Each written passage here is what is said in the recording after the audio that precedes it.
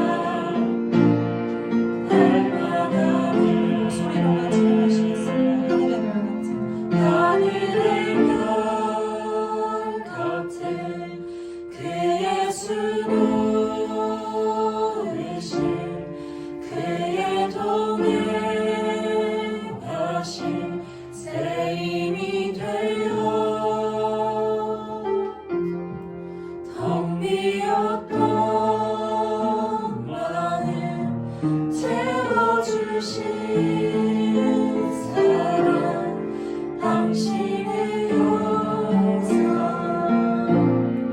닮아가네.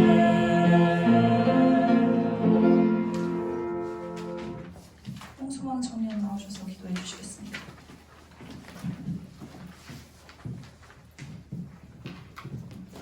기도드리겠습니다. 사랑해 주님 감사합니다. 한 주간도 저희를 지켜주시고 오늘도 이 자리에 나와 예배드리게 하심 감사합니다. 지난 한 주 동안 세상을 살면서 주님 앞에 바라지 못하고 알게 모르게 지었던 죄를 이 시간 주님 앞에 모두 내려놓고 회개하오니 용서해 주세요. 다음 주는 설 명절입니다. 모든 만남과 이동하는 가운데도 항상 함께 해주셔서 안전할 수 있도록 보호해 주세요. 연휴 기간 동안 마음이 들떠 주님 외에 다른 것에 관심을 두지 않게 저희 마음을 다스려 주시고 교회에 나올 수 없는 청년들이 주님의 날을 잊지 않고 그 자리에서 주님의 말씀을 듣고 예배드릴 수 있게 해주세요. 주님 이제 말씀을 듣습니다. 말씀 전해주시는 김재규 목사님께 성령의 충만함을 주시고 새롭게 시작되는 한 주 그 말씀으로 우리가 살아가는 데 힘이 되게 해주세요. 마치는 시간까지 함께 해주실 것을 믿으며 예수님의 이름으로 기도드립니다. 아멘.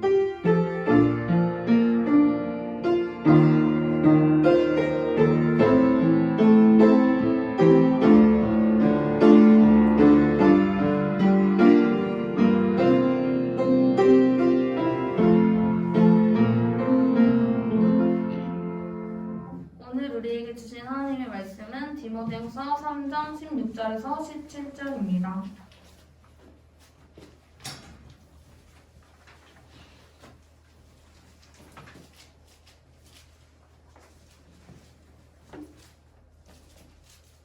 다 찾으셨으면 함께 교독하시겠습니다. 함께 읽겠습니다. 모든 성경은 하나님의 감동으로 된 것으로 교훈과 책망과 바르게 함과 의로 교육하기에 유익하니 이는 하나님의 사람으로 온전하게 하며 모든 선한 일을 행할 능력을 갖추게 하려 합니다. 아멘. 이 시간 목사님 나오셔서 말씀 전해주시겠습니다.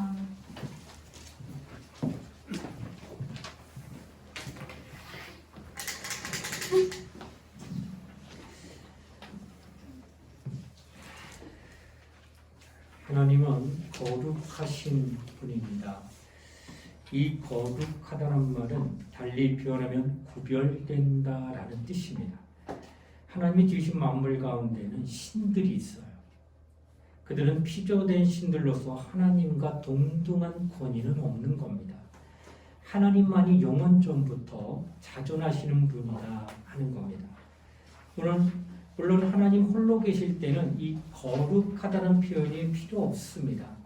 하지만 만물과 하나님이 창조하신 모든 신들이 함께 있을 때는 하나님과 그것들을 구별하는 그런 표현을 할 필요성이 있다는 겁니다. 다시 말해 거룩하신 하나님이란 모든 신들 위에 계신 유일하신 신이라는 뜻으로 말한다라고 하는 것입니다. 그런가 하면 하나님의 말씀 또한 거룩합니다. 이 세상에 말씀이 얼마나 많으니까 아버지의 말씀이 있고 어머니의 말씀, 또 가정을 떠나면은 학교에서는 선생님의 말씀이 있고 또 사회생활하다 보면은 어른들의 말씀, 또 공부하다 보면 공자의 말씀, 또 맹자의 말씀 등 훌륭한 교훈을 준 선생들의 말씀이 많이 있다라는 겁니다. 그러나 이러한 사람들의 말씀과 하나님의 말씀은 전혀 차원이 다르다라는 것을 이해해야 합니다. 사람이 입의 말씀은 그 말하는 당사자의 인격으로부터 나오는 말이다라는 겁니다. 그러므로 그 말 자체는 인격이 아니라는 겁니다.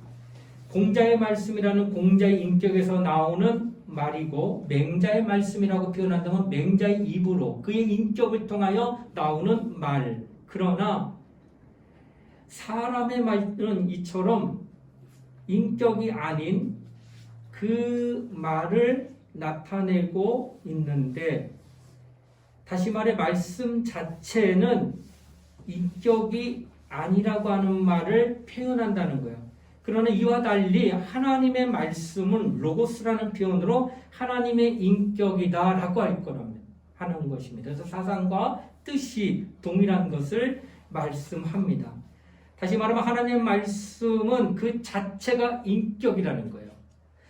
인격은 지성과 감정과 의지가 있기 때문에 살아있는 그 존재를 인격이라고 표현한다 하는 겁니다. 그러므로 하나님의 말씀이 하나님의 인격과 동등하고 하나님의 뜻과 동등하고 하나님의 사상과 동등하다라는 거예요. 이것이 바로 하나님의 말씀인 로고스라고 표현할 겁니다. 그러나 사람의 말은 인격이 아닙니다. 다만 어른의 말씀이나 선생님의 말씀이나 부모님의 말씀은 우리에게 감동을 줍니다. 맹자의 말이나 공자의 말도 듣게 되면 아 그렇구나 이치를 깨닫게 해서 교훈은 줄 수 있다라고 하는 것입니다. 그러나 하나님의 말씀과는 다릅니다. 하나님의 말씀은 우리에게 똑같이 감동을 주되 인격인 말씀이 내 안에 들어왔기 때문에 나를 지배한다는 거예요.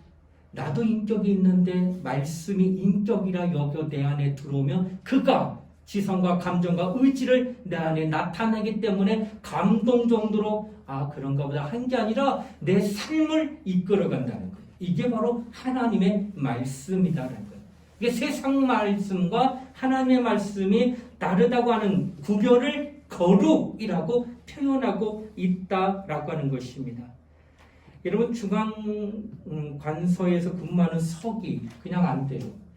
많은 시험을 거치고 그 가운데 가장 뛰어난 사람 하나를 뽑은 게 바로 중앙의 관서에서 근무하는 서기고 저 시골에서 한 100명 모이는 곳에서 면사무소에서 있는 서기 명칭은 이도석이고 이도석이지만 그 수준은 결코 같지가 않는 거예요. 바로 이와 같이 하나님의 말씀과 어른들과 선생의 말은 결코 다르다라고 하는 것을 이야기한다고 하는 것이에요. 바로 하나님의 말씀은 로고스로서 인격이다. 그러므로 그 말씀은 그의 뜻과 그의 인격과 그의 사상과 동등하다는 것을 인지하고 있어야 됩니다. 그 말씀이 비로소 육신이 되어 우리 가운데 거하면서 나타나신 이가 바로 누구냐? 인격이신 몸을 입으신 말씀, 그가 바로 예수 그리스도입니다. 그 예수를 보니 하나님의 독생자의 영광이 있다라고 요한복음 1장 14절에 증거하고 또 말씀이 육신 되어 오신 이는 바로 인격이 오셨기 때문에 아까 인격의 지성과 감정과 의지에게 살아있는 말씀 이런 표현이라는 거예요. 인간이 홀로 거울 앞에 앉았을 때 자기 얼굴 보고 감탄하는 사람이 있을까 없을까요? 네, 나 혼자 거울 볼 때 내가 감탄하지. 야, 이 정도면 괜찮은 거 아니야? 야, 나도 좀 생길 대로 생겼지. 이런 마음이 혼자 거울 볼 때는 있어요. 그렇지. 나도 하거든. 남은 어떻게 봐도 거울 나 혼자 볼 때는 이 정도 생기면 그나마 괜찮은 얼굴이야. 이렇게 생각할 수 있다라는 거예요. 그러나 결국 그 예쁘다고 느끼는 얼굴도 결국 흙으로 죽으면 돌아가는 겁니다. 한마디로 사람의 몸은 흙이다라는 거예요. 그러니까 하나님의 아들이 인간처럼 말씀이 육신이 되어 이 땅에 임하셨지만 결코 사람과 같은 흙으로 지어진 분이 아니라 말씀이 육신을 입고 이 땅에 오신 분이지 사람처럼 흙으로 한 점 집어가지고 창조된 사람이 아닙니다. 이게 구분이 돼요. 근데 눈으로 볼 땐 가시적으로 볼 땐 똑같아요. 사람하고 하나님의 아들이. 그러다 보니까 혼돈에 이도 지음받은 거 아니겠구나. 지음받은 게 아니라 이전 하나님과 함께 계셨던 말씀이 육신을 입고 이 땅에 오신 분, 이렇게 우리가 구분할 수 있어야 된다라고 하는 것입니다. 요한일서 1장 1절에 보면 태초에 있는 생명의 말씀은 이렇게 표현한 이 말씀이 태초 이전에 계신 말씀이 로고스라고 표현하는 겁니다. 세상 선생님들의 말씀이 아니라 하나님과 동등한 인격, 곧 인격인 존재의 말씀이라고 표현할 겁니다. 그래서 뜻이 있고 사상이 있다. 왜냐하면 하나님과 그의 인격과 사상과 동등하기 때문에 그 동등하신 말씀이 비로소 이 땅에 육신을 입고 오셨다라고 표현하는 거예요. 요한일서 1장 1절과 2절에 보면 이렇게 증거해요. 태초부터 있는 생명의 말씀입니다. 이 말씀은 관하여는 우리가 들은 바요, 눈으로 본 바요, 주목하고 우리 손으로 만진 바라. 말씀을 우리가 봤다는 거예요. 말씀을 우리가 만졌다는 거예요. 또 말씀을 우리가 또 들었다고 표현합니다. 근데 이 말씀이 뭐냐? 영원전 생명을 비로소 우리가 보고 너희에게 전하노니 이는 아버지와 함께 계시다가 우리에게 나타내신 바 된 자냐. 여기 아주 중요합니다. 나타내신 바. 창조하여서 만들어낸 게 아니라 태초 이전, 천지창조 이전, 영원전 하나님과 함께 있던 성부와 성자와 성령 가운데 성자인 말씀이 이제 비로소 육신을 입고 이 땅에 나타나셨다. 이것을 표현하고 있다고 하는 거예요. 말씀이 육신이 되어 오신 이를 우리는 살아계신 하나님이라고 합니다. 왜? 인격이 있으니까. 아까 계속 얘기하잖아요. 로고스는 인격이다. 히브리서 4장 12절에도 말합니다. 하나님의 말씀은 살았고 운동력이 있어 살아있다는 거예요. 그분은. 그래서 하나님의 말씀은 살아있다는 표현을 오늘날 우리가 사용하고 있고 그는 곧 인격이다라는 것입니다. 사람의 말은 교훈이지 인격은 결코 아니라는 겁니다. 그런데 하나님의 말씀은 우리에게 교훈도 주시고 또 그 말씀 자체가 인격이기 때문에 인격의 지배를 우리가 받을 수가 있다라고 하는 겁니다. 그래서 우리가 하나님의 말씀을 받을 때 교훈과 더불어 그 인격을 받아들이게 되므로 그 말씀으로 말미암아 사람이 변화가 되는 거예요. 계속 그 말씀의 지배를 받게 되면은 인격적으로 인정하고 말씀하옵소서 내가 따르겠나이다 하면 그 말씀이 나를 지배하는 거예요. 내 생각을 지배하고 내 몸을 지배하고 내 마음을 지배하고 내 영혼을 지배하게 되면 사람이 변화되어져 갑니다. 사람처럼 변화되기 어려운 게 없는데 그렇게 노력한 게 뭐예요? 가르치는 거예요. 백년대계가 바로 가르치는 거. 100년을 미래를 바라보고 할 수 있는 행동이 오늘 심는 것처럼 가르치는 건데 그래도 쉽지 않은데 인격이신 하나님의 말씀이 내 안에 들어오면 그 날로부터 변화가 일어납니다. 이게 지배받는 거예요. 인격으로 인한 지배. 바로 이것이 하나님의 말씀이다라고 하는 것입니다. 하나님의 말씀 우리 속에 역사하는 인격적인 그 분이라는 사실을 알게 되면 그가 나를 다스리고 그가 나를 격려하고 그가 나를 지시하고 인도하시는 분이다 하고 고백할 수 있다고 하는 거예요. 예수께서도 말씀하셨습니다. 볼지어다 내가 문 밖에 서서 두드리니 누구든지 내 음성을 듣고 문을 열면 내가 그에게로 들어가. 완전히 내 안에 들어오셔서 문을 두드리는 인격체가 안에 들어온다는 거예요. 그 말씀으로 내가 아멘하고 받아들이면 그 말씀이 내게 인격적으로 역사하고 있다고 하는 것을 성경은 우리에게 계속 증거하고 있다라고 하는 것입니다. 그러므로 계속해서 성경은 우리에게 말씀합니다. 우리가 보고 들은 바를 너희에게 전함은 너희와 사귐이 있게 하려 함이니 우리의 사귐은 아버지와 그 아들 예수 그리스도와 함께 함이라. 사귐이 있다. 교제하게 했다는 거예요. 하나님의 말씀이 이런 짐승 인격적인 존재는 아니죠. 살아있긴 하네. 그래서 감각적으로 예뻐하고 사랑하지만 대화가 안 돼요. 그러나 사람은 어때요? 사람은 짧은 시간 동안 10분만 대하면 이 사람 수준이 여기야. 느껴져요. 이게 벌써 대화하고 있기 때문에 말을 하기 때문에 바로 이와 같이 하나님과 우리도 함께함으로 말미암아 그 인격 대 인격으로 인도를 받게 되면 교제를 하게 되는 거예요. 그렇게 되면 사귐이 이루어지고 사귐이 이루어지면 친밀함이 이루어집니다. 친밀함이 이루어지면 그때부터는 가까워지는 거예요. 가까워지면 허물이 없어요. 그러면 아주 편해지는 거예요. 친구가 왜 친구일 거예요? 허물이 없는 거예요. 내가 뭘 해도 얘는 내 마음을 알아. 그리고 저 사람이 어떤 행동하면 내가 저 사람 마음 알아. 이게 무슨 얼마나 친밀한 거예요. 친구. 그래서 중학교 때는 친구 따라 강남 간다고. 그 친구가 부모보다 더 세요. 중학교 때, 고등학교 때.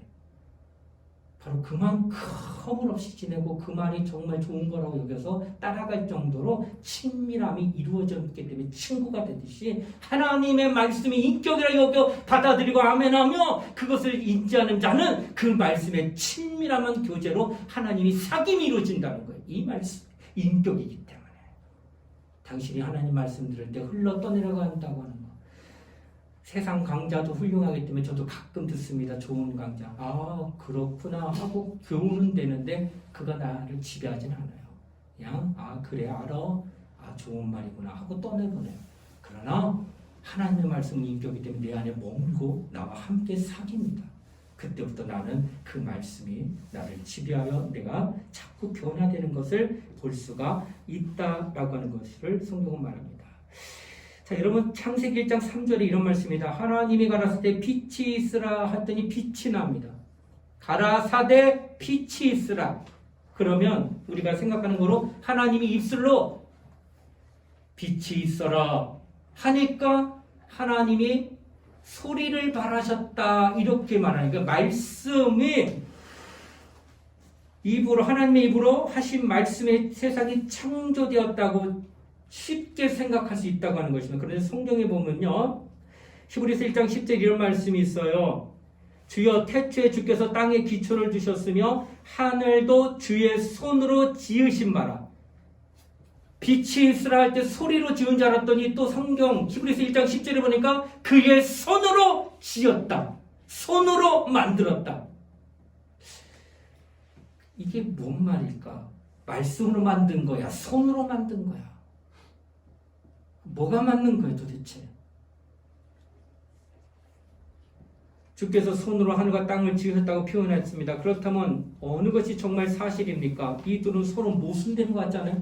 어제는 빛이 있으라 말씀이 그래서 만들어졌다는데 어느 때는 또 손으로 지었느니라.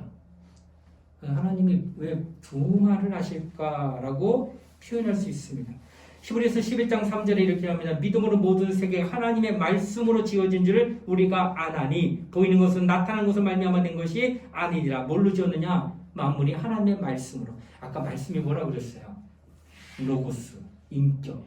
그러니까 하나님이 빛이라 있을 때 소리로 지은 게 아니라 그 소리를 바라신 그분이 만들었다. 그분이 계시지 않더라도 소리도 없었고 손도 없다는 거예요.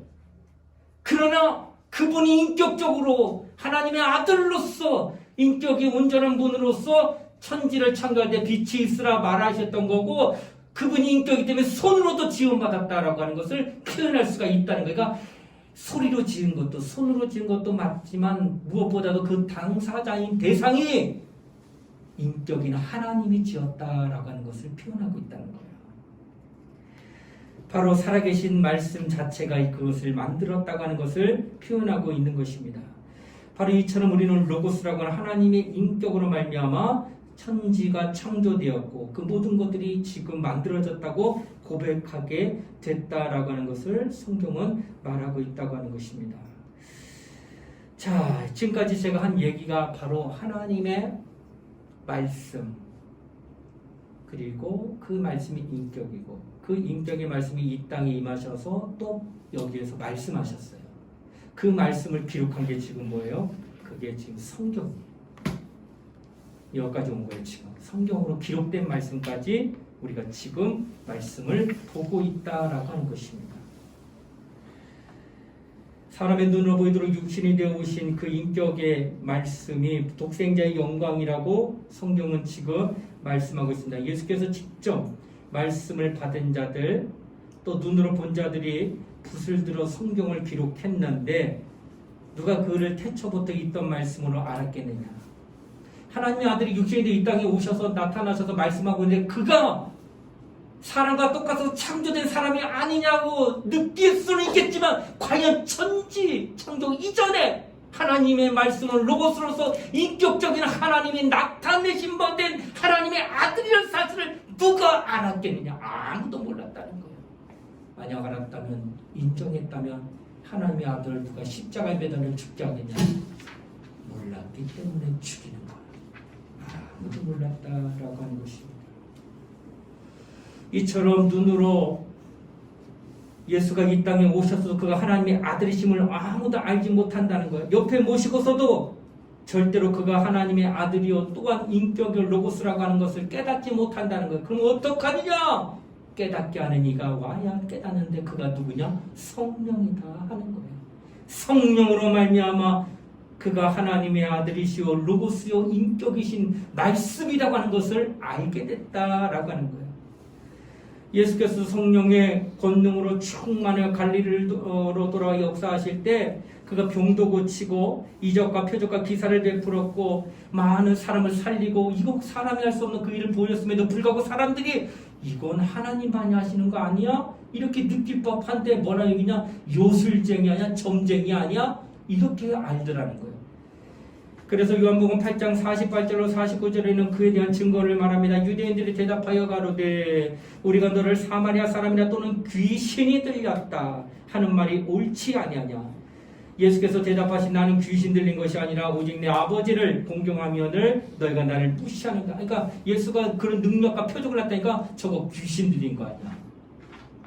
이런 능력을 행할 수 있는 것은 사람이 아니라 하나님만이 하실 거라고 여겼다면은 그도 하나님이실 거다 이렇게 인지했는데 귀신 들렸네 이렇게 하대하면서 전혀 알아보지 못했다고 하는 거예요. 예수 공생의 기간 동안 육신으로서 하나님의 아들의 육성을 듣고 손으로 만진바되고 그리고 눈으로 보면서 확인까지 한 그들 누구도 그가 하나님의 아들임을 알지 못합니다. 오직 그가 말씀이 육신이 되어 인격으로 이 땅에 임하 나타내신 바 된 하나님이라는 사실을 알게 하시는 오직 성령의 감동만 있는 것. 성령의 감동받은 자들이 알게 되는 거예요. 성령 받지 않고 성령의 감동받지 않고 어느 누구도 예수가 하나님의 아들심을 모른다는 거예요. 자, 이렇게 성령의 감동된 자들이 당시에 있었는데 그들은 알아봤어요. 누굴까? 베드로. 사람들은 날 누구라 하느냐? 예, 선지자 중에 하나이다. 죽은 세례 요한이 살아났다고도 하나이다. 선지자 중에 하나까지는 알아봤어요. 그래? 사람들은 근데 너희들은 날 누구라 하냐? 그때 베드로가 마태복음 16장 16절에 말합니다. 주는 그리스도의 살아계신 하나님의 아들이신 어느 누구도 몰랐는데 베드로가 주는 그리스도죠 살아계신 하나님의 아들입니다. 바요나 시바나 내가 보겠다 이를 내가 알기는 혈육이 아니라 하나님 아버지시니라 할 때 하나님 아버지는 성부와 성자와 성령과 삼일체 하나님의 유일하신 분으로 성령을 얘기하고 있는 거예요. 그러니까 성령으로 베드로가 감동받아서 하나님의 아들이라고 시인하고 바라봤다는 거예요. 어느 누구도 몰랐던 거예요. 그 성령으로 감동받으면 예수가 하나님의 아들이시오 로고스요 인격이신 하나님이라는 걸 깨닫게 된다는 거예요. 바로 성령의 감동을 받게 되면 이렇게 알아보는 것처럼 이 성경책, 예수가 공생애에 했던 모든 것들을 기록한 이 성경책을 누가 썼느냐? 성령의 감동받은 자가 썼다는 거예요. 믿지도 않고 알지도 못하고 보지도 못한 자가 쓴 게 아니라 그렇게 감동을 받은 자들이 붓을 두고 써내려간 게 성경이라는 거예요. 그래서 성경은 다른 책과는 다르다는 거예요. 감동을 받은 이로부터 나왔다 하는 거기 때문에 성경을 보게 되면은 하나님의 아들을 발견하게 된다는 거예요. 이 성경이 구약에는 두루마리로 되어 있다가 근래에 와서는 책으로 엮여 인쇄되어 전 세계에 퍼져나가 있습니다. 이 성경은 구약과 신약으로 되어 있어서 구약은 39권, 신약은 27권으로 나뉘어져서 한 묶음으로 성경이 만들어진 겁니다. 자, 구약과 신약을 어떻게 구분하냐? 구약은 율법과 예언으로 되어 있고 신약은 복음으로 되어 있습니다. 그러므로 예언의 성취와 사도의 증거가 신약이고 구약은 바로 율법과 예언을 하다가 예언이 이루어졌다고 하는 것을 신약에 와서 나타낸 거예요. 성취 그리고 그에 대한 증거가 사도행전부터 시작하여 요한계시록까지.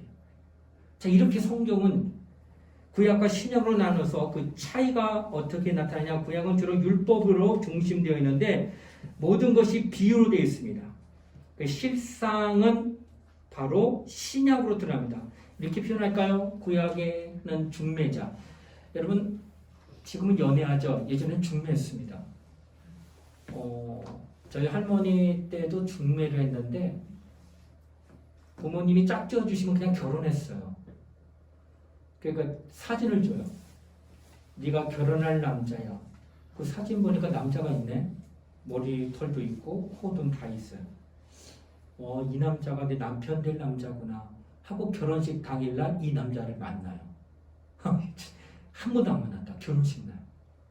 자, 그때 보니까 그때 사진 한 3개월 전에 보여줬던 그 사진의 모습과 그 사람이 동일 인물이에요. 모습은 똑같아요. 그러나 하나는 실상이 아니잖아. 사진은 이 사람을 보여준 겉모습은 맞지만 이게 사람 움직이진 않잖아. 근데 여기는 어때요? 살아있는 자가 온 거예요. 이게 뭘까? 구약은 이런 분이 오실 거야 하고 예언한 거예요.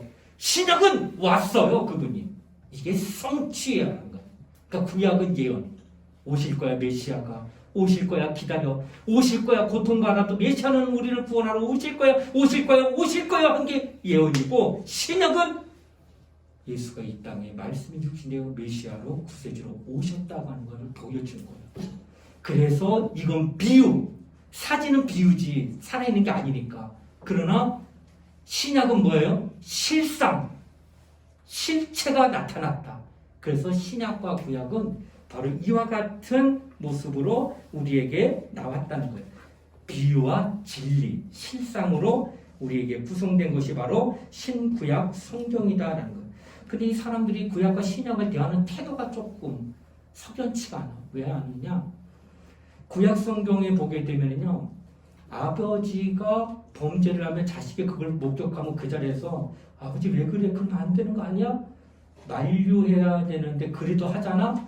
그러면 옆에 있는 돌을 들어서 아버지 죽을 때까지 찍어야 돼. 만약 안 찍으면 얘도 죽어야 돼. 이게 구약이야. 범죄하면 그 즉시 직절 처형당해서 죽여라 하는 것이 말씀. 그러니 피비린내가 안 날까? 혈육관계도 죽이는 관계가 구약이에요. 이게 하나님의 말씀이요. 그래야 공의라고 하는 것이 이루어지니까. 법을 지키지 않으면 그러면은 살 수 없다고 하는 것을 말하는 게 바로 이거다는 거예요.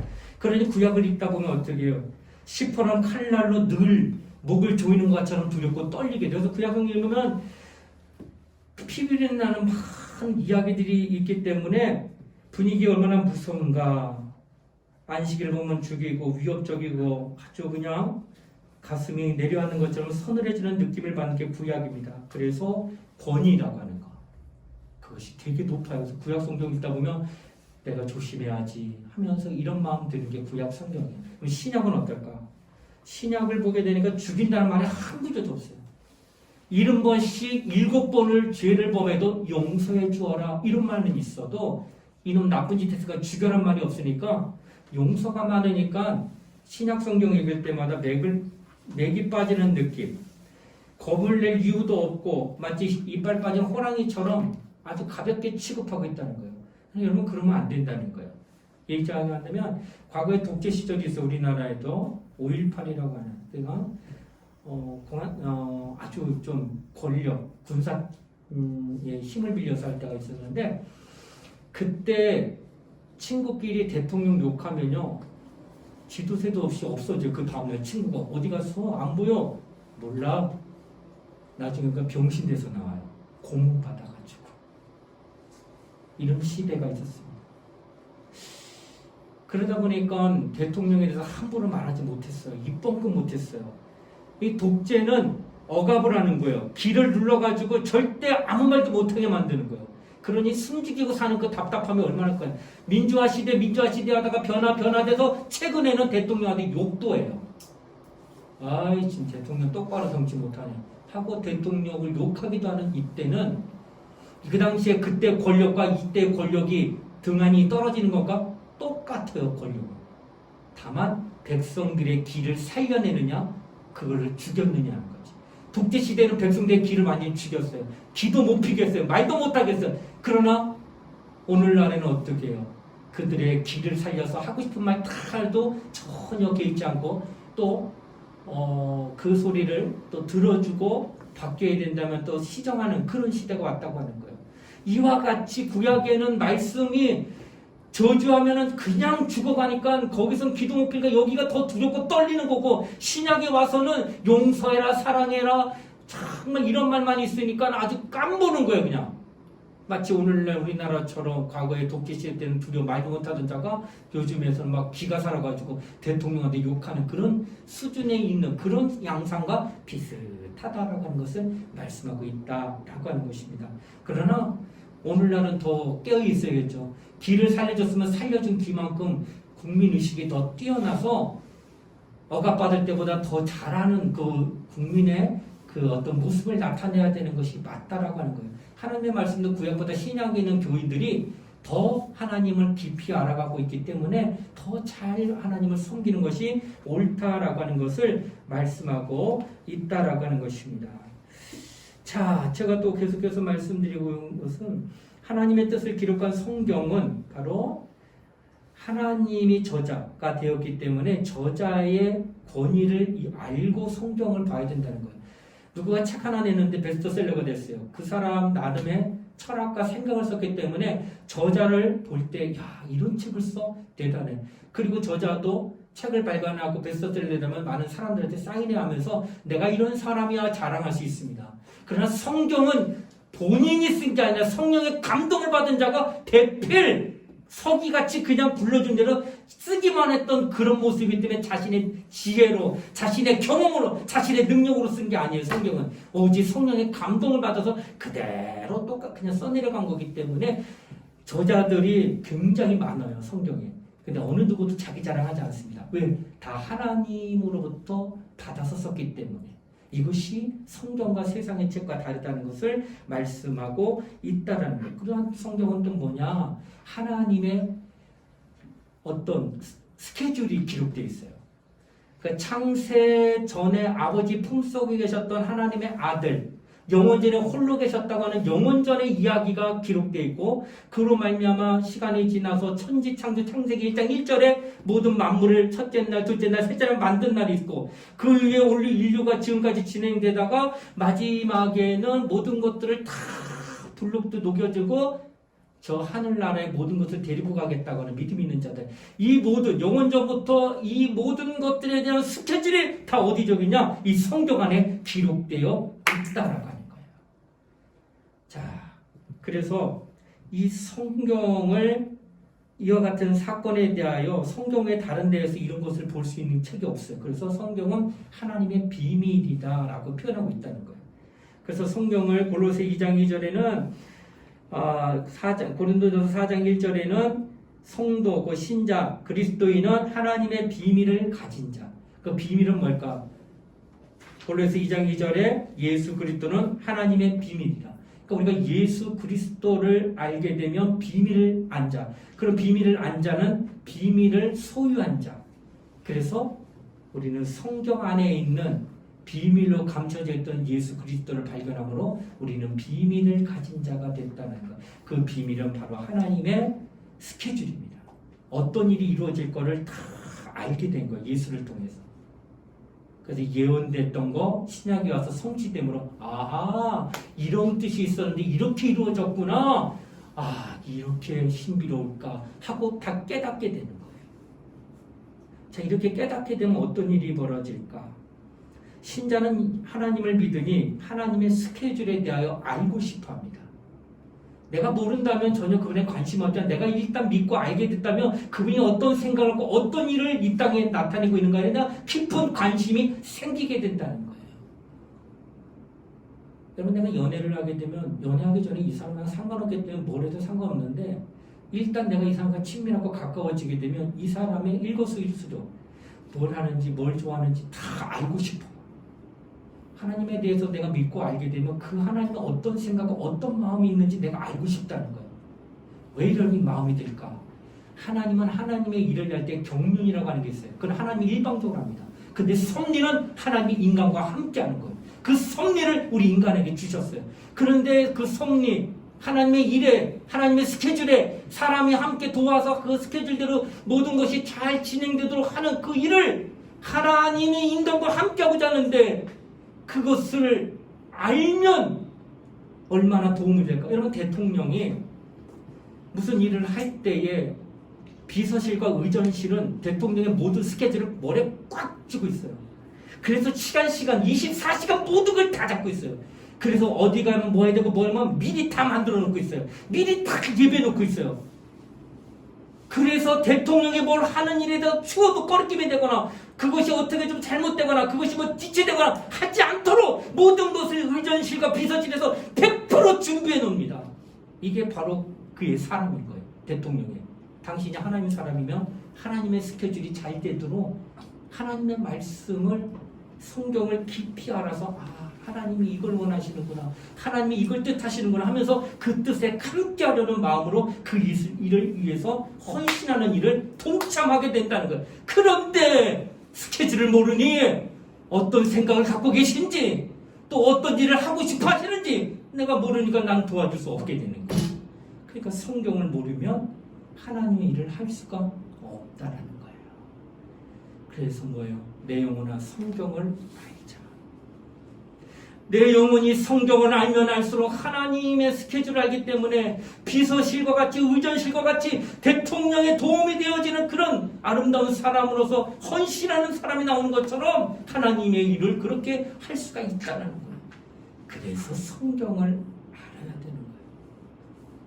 올 한해 우리는 성경을 알자라고 하는 주제를 우리가 가지고 일합니다. 여러분 참 잘 아세요. 하나님의 아들이 이 땅에 오셔서 죽는 일에 하나님 아버지가 눈 하나 깜짝하지 아니하셨습니다. 엘레리나마 사박다니 나 어찌 나를 버리시나이까 하는 아들의 외마디. 그 아들이 그렇게 죽어요. 하나밖에 없는 독자가. 그래도 죽어가는 것에 대해서 구해주지 않습니다. 내버려 둬요. 왜? 하나님의 스케줄대로 가고 있기 때문에. 하물며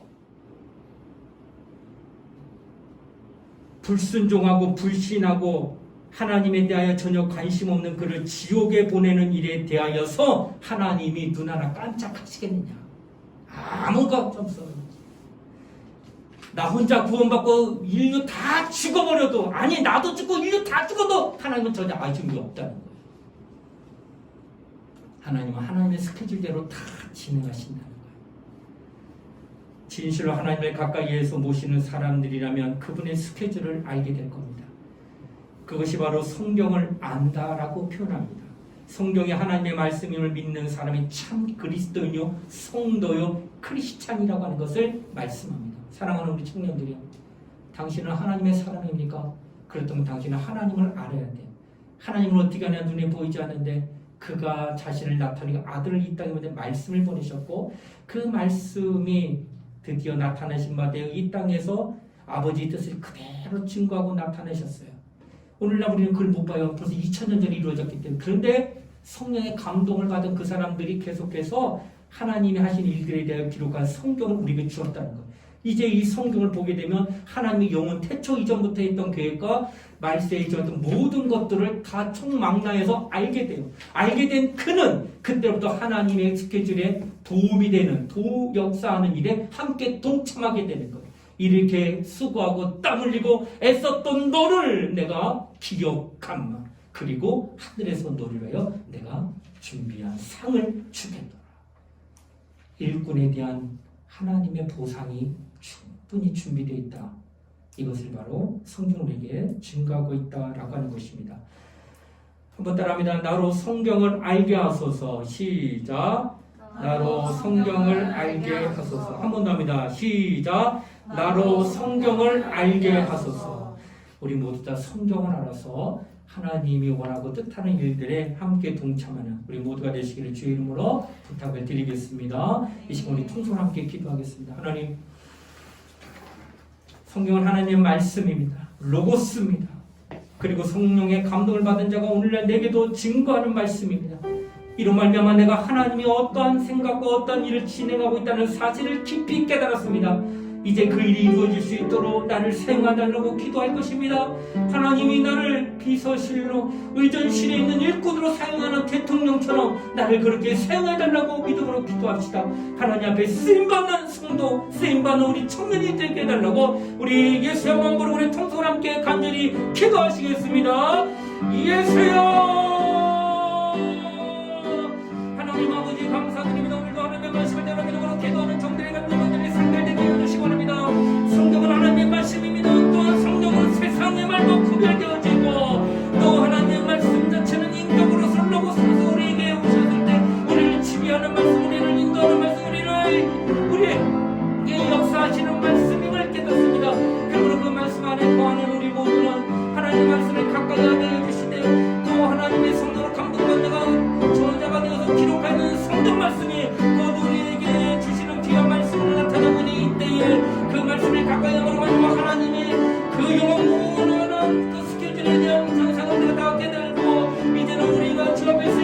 마지막까지 일꾼으로 나타나게 해주시기 바랍니다. 하나님의 일에 동참하는 우리 모두가 되게 해주시기 바랍니다. 주 앞에 나와 감사하게 물건 기도하는 종들 다 되게 하시고 성령을 함께하는 은혜 주옵도록 축복하게 해주시고 하나님의 말씀 바라기 원하게 하는 종들 되시겠도록 주여 인도하시고 역사하게 하여 주시옵소서.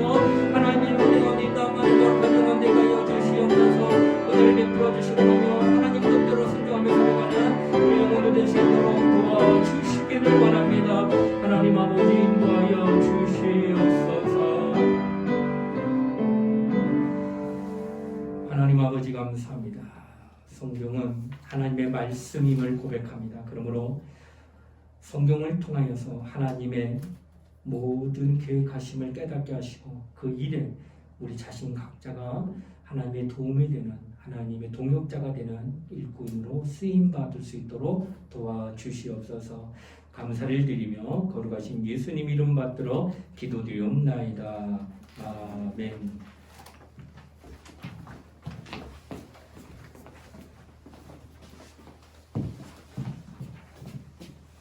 다음 주는 설날이어가지고 저희 청년부 예배는 쉬고 1월 29일에 다시 드리게 됩니다. 1월 29일에는 저희 청년부가 오후 찬양 예배의 특성이 있어서 예배 후에 상의하고 곡 하나를 정하면 될 것 같아요.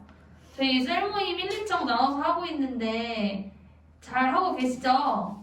매주 할 수 있도록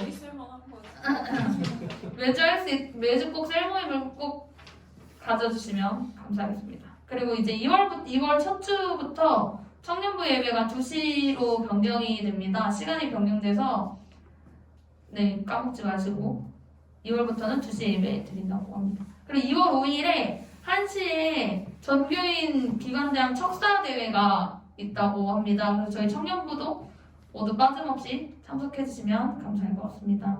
네. 2시 예배 있는 건가요? 척사대회 때? 저도 잘 1시에 아마 시작해서 일찍 마치고 바로 척사대로 넘어갈 거예요. 1시부터 2월 첫째 주. 예배요? 예배가 우리도 그냥 그날은 척사대에 참여해야 될 것 같아요. 네, 찬양하겠습니다. 빛으로 비추시는 찬양하시겠습니다.